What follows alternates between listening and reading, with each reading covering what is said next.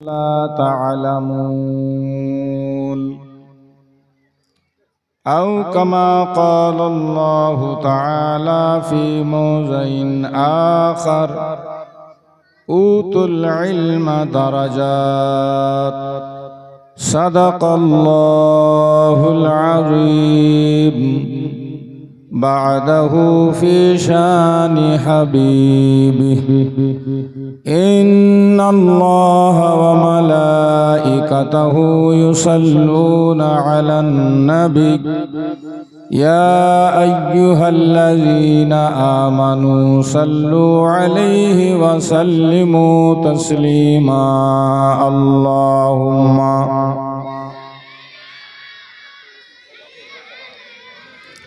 مولانا محمد وعلى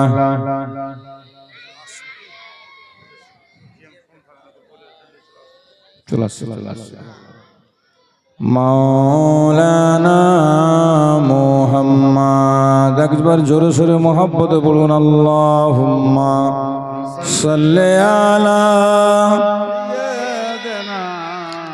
مولانا محمد وعلى آله سيدنا وعلى آل سيدنا مولانا محمد আরব আমার মক্কায় আমার মদিনায় আমার সোনার দেশ যে দেশেতে জন্ম নিলেন নবীদিগের যিনি শেষ ধন্য হলো আরব ভূমি পেয়ে খোদার শ্রেষ্ঠ দান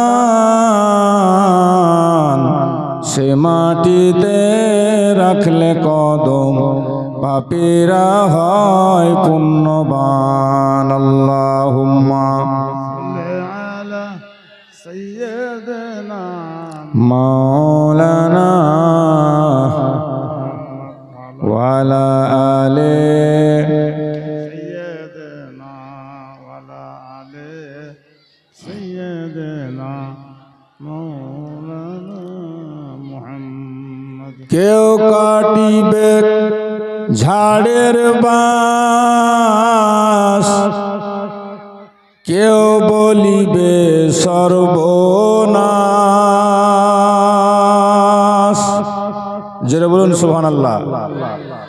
মা বোনদেরকে বলবো হাল্লা করবেন না, পীর সাহেব এক্ষুনি চলে আসছেন, চুপচাপ একদম নিজের জায়গাতে বসে থাকেন। আওলাদে রসুলকে নিজের চোখে দেখবেন, ইমাম হাসান হোসেনের খানদানকে দেখবেন, গৌসে পাকের শাহজাদাকে দেখবেন, লাডলাকে দেখবেন, নিজের চোখে নুরানি চেহারা দেখতে পাবেন। এক্ষুনি পীর সাহেব আসছেন, একদম হাল্লা করবেন না। মূল্যবান মনে করুন নিজের জীবনটাকে। আল্লাহ যে হালে আমাদেরকে রেখেছে, এখানে এনেছে, বসিয়েছে, কালকে যে দুনিয়াতে থাকবেন কিনা তার কোনো গ্যারেন্টি নেই। তাই কবি লিখছে, হইচই না করে নিজ নিজ জায়গাতে বসে পড়ুন।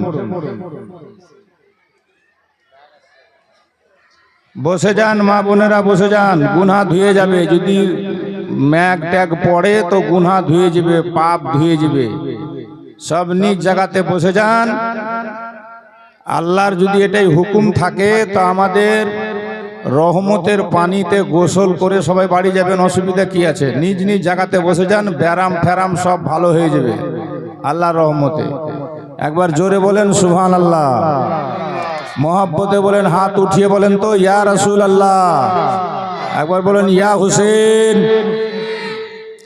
কেউ কাটিবে ঝাড়ের বাঁশ কেউ বলিবে সর্বনাশ কেউ বা আবার করবে গরম পানি মা জননী যেদিন তোমায় ছেড়ে যাব আমি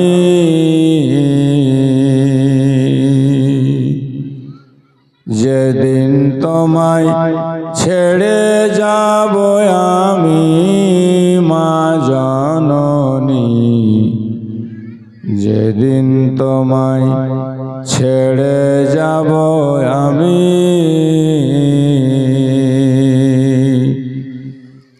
যেদিন আমি থাকব না মা বলে আর ডাকব না,